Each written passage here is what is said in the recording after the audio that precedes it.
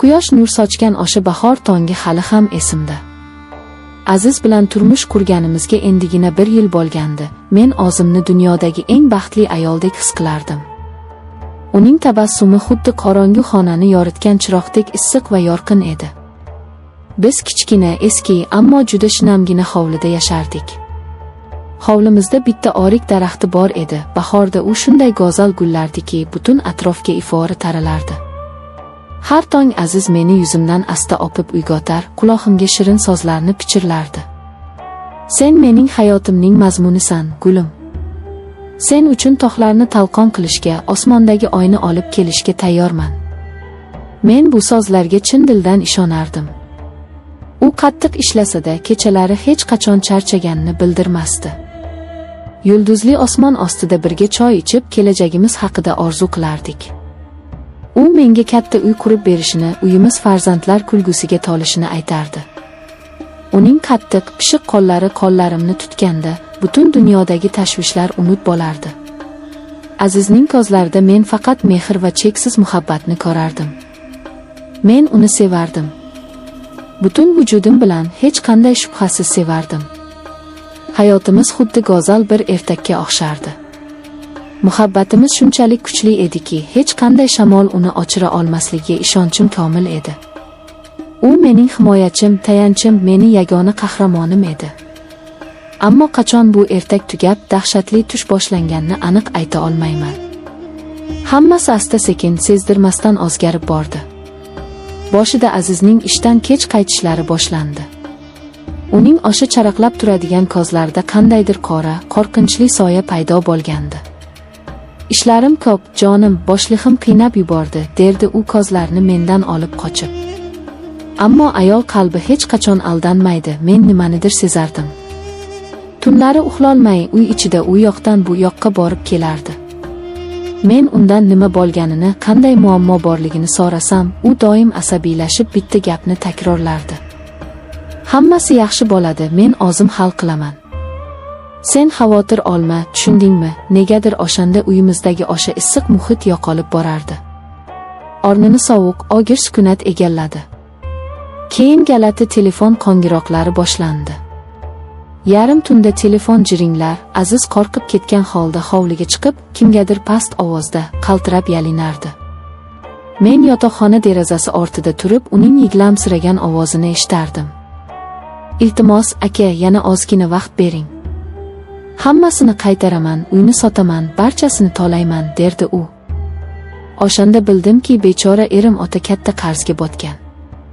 Qimor o'yinlari.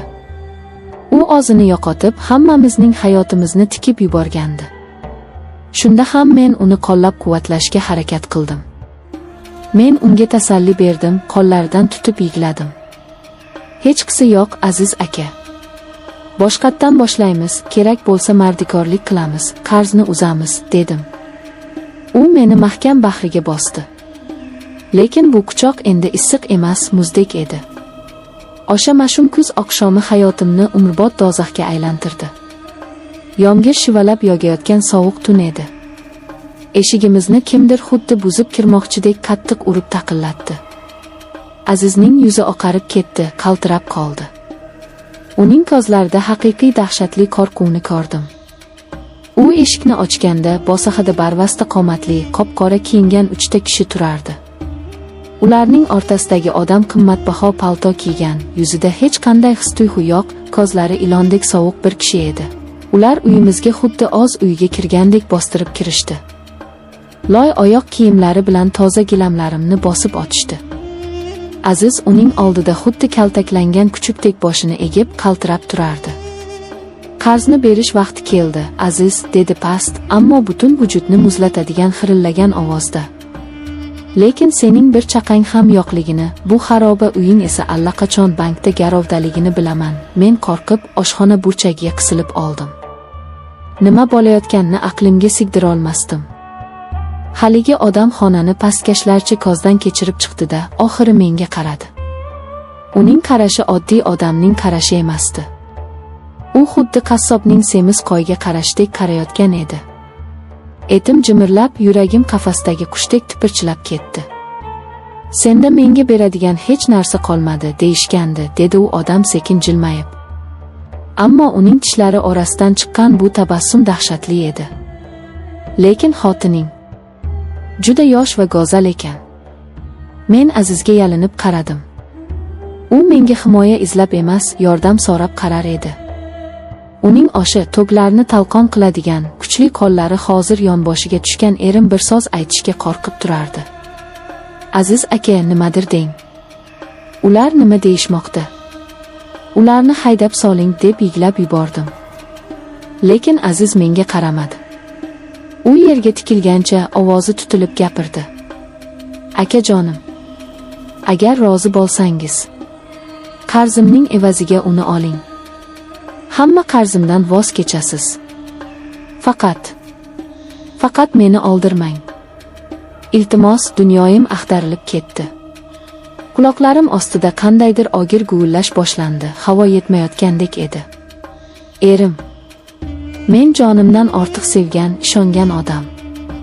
Bizning orzularimiz, sevgi haqidagi qasamyodlarimiz, hammasi bir soniya ichida qora tuproqqa qorildi. U meni sotdi. O'zining iflos, qimorboz jonini saqlab qolish uchun meni pul o'rniga moldek berib yubordi. Men uning uchun inson emasdim, men shunchaki qimmatbaho buyum edim. Men yugurib borib Azizning etagiga yopishdim. Yo'q, Aziz, Xudo haqqi, bunday qilmang. Men sizning halol juftingizman. Meni bu vahshiylarga bermang deb dod soldim. Yuz-ko'zlarim ko'z yoshlarga shalabbo bo'lgandi. Ammo Aziz meni sovuqqonlik bilan itarib yubordi. Men polga yiqildim. Uning ko'zlarida endi menga nisbatan na sevgi, na rahm-shafqat bor edi, faqat o'z jonini qutqarish istagi yonardi. Meni kechir. Boshqa ilojim yo'q, dedi u shivirlab va ko'chaga qarab yuzini o'girib oldi. Haligi odamning barzangilari kelib qo'llarimdan qattiq ushlashdi. Men tipirchilardim, dodlardim, tirnoqlarim bilan ularni tirmalardim, qichqirardim. Ammo qancha harakat qilmayin, ularning bahaybat kuchiga bas kelolmasdim. U indamay qarshimga keldida sochimdan shunday qattiq tortdiki, bosh suyagim sinib ketgandek bo'ldi. Endi ovozingni o'chir, yiglama, dedi u yuzimga yaqinlashib. Uning og'zidan qon va tamaki hidi kelardi. Sen endi mening mulkimsan. Erkak kishi qarzini to'lashi kerak va sening ering uni to'ladi. Endi sen faqat menga bo'ysunasan, shunday deb yuzimga qattiq shapaloq tortib yubordi. Zarbadan qulog'im bitib qoldi, og'zimdan issiq qon sizib chiqdi. Meni ko'chaga, yomg'ir ostidagi qora mashinaga sudrab olib chiqishdi. Yomg'ir tomchilari yuzimdagi qon bilan qo'shilib oqardi. Mashina joyidan siljiganda oynadan orqaga, bizning o'sha kichkina, soxta baxtli uchamizga qaradim. Aziz eshik og'zida turar, mashinaga qaramaslikka harakat qilardi. Shu on unga bo'lgan barcha sevgim, umidim butunlay oldi. Uning o'rnini muzdek nafrat va cheksiz qorong'ulik egalladi. Mana endi men baland, o'tib bo'lmas devorlar bilan o'ralgan dabdabali uyning yerto'lasidaman. Bu yer mening yangi qafasim. Zardozlik va qimmatbaho mebellar bilan bezatilgan, ammo dahshatli qafas. O'sha odam uchun men tirik inson emasman. Men uning kuchi, puli va shafqatsizligining ramzi, qimmatbaho o'yinchog'iman. Har kecha eshigimning qulfi ohista ochilayotganini eshitganimda, butun tanamni muzdek ter qoplaydi.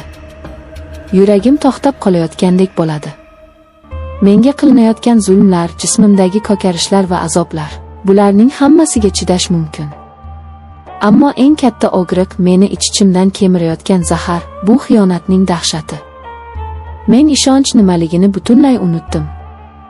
Inson qanday qilib o'zi bilan bir yostiqqa bosh qo'ygan, sevgan insonini sotib yuborishi mumkinligini aqlimga haligacha sigdira olmayman. Bugun oynaga qarasam, u yerdan o'sha baxtdan porlab turadigan xayolparast qiz menga qaramayapti. Ko'zgu ortida ko'zlari butunlay songan, ruhi va orzulari tiriklayin komilgan, tirik murda turibdi.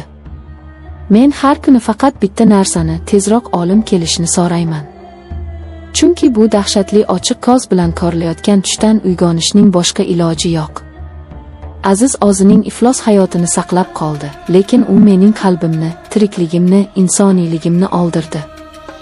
Endi qorong'u xonamda yolg'iz devorga suyanganimcha faqat bitta haqiqatni o'ylayman. Muhabbat bu dunyodagi eng katta va eng shafqatsiz yolg'on ekan.